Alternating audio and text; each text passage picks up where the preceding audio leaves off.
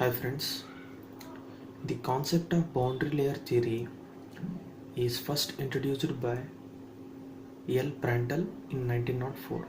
So he is the first person to introduce this theory. So now let us know about what is boundary layer.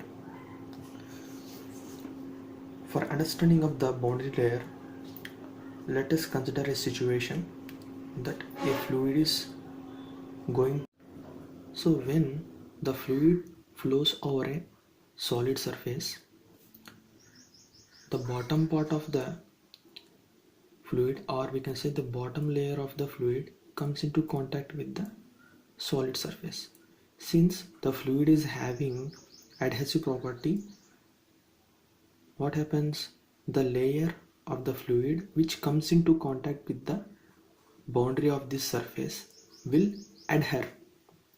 Actually, what should happen? This layer upon this surface should slip away. Instead of this, what is happening? The fluid layer which is in contact with the boundary surface is adhering. That means it is sticking to it. Because of what? Because of viscosity. Because of viscosity, it is sticking to it. So this layer doesn't have any velocity. That means the layer which is in contact with the boundary surface is adhering to it and it is not moving. We can say it is stationary. Okay, so this layer doesn't have any velocity, and the condition of this layer is called no slip condition, and the condition of this layer is called no slip condition. Why we are calling no slip?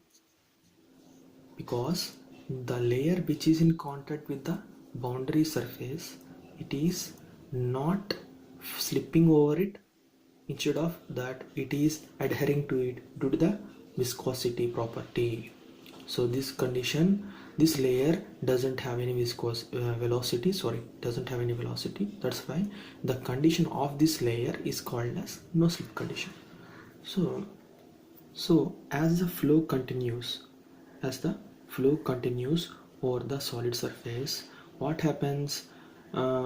This layer which is not having any velocity, this layer, we can call this layer as retarded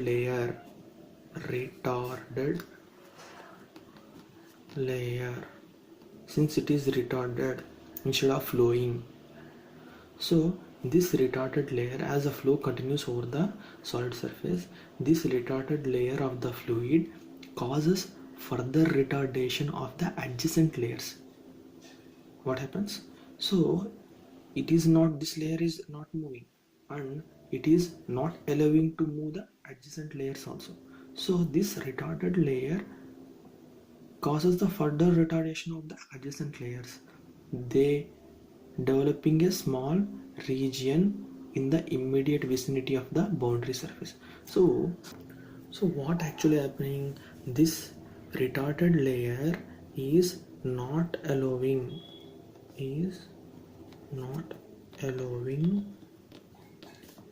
the movement of adjacent layers.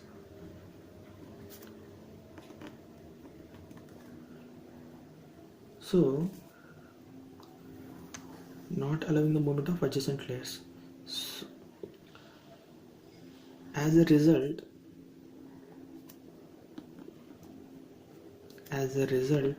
what happens? As a result,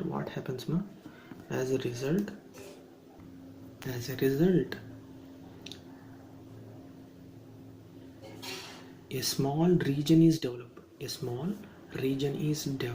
in the immediate vicinity of the boundary surface.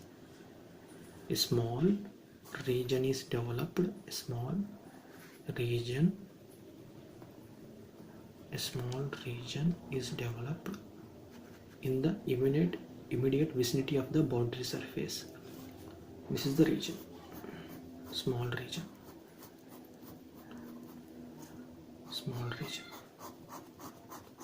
A small region is developed in the immediate vicinity of the boundary surface. So this small region is called boundary layer. This is called boundary layer.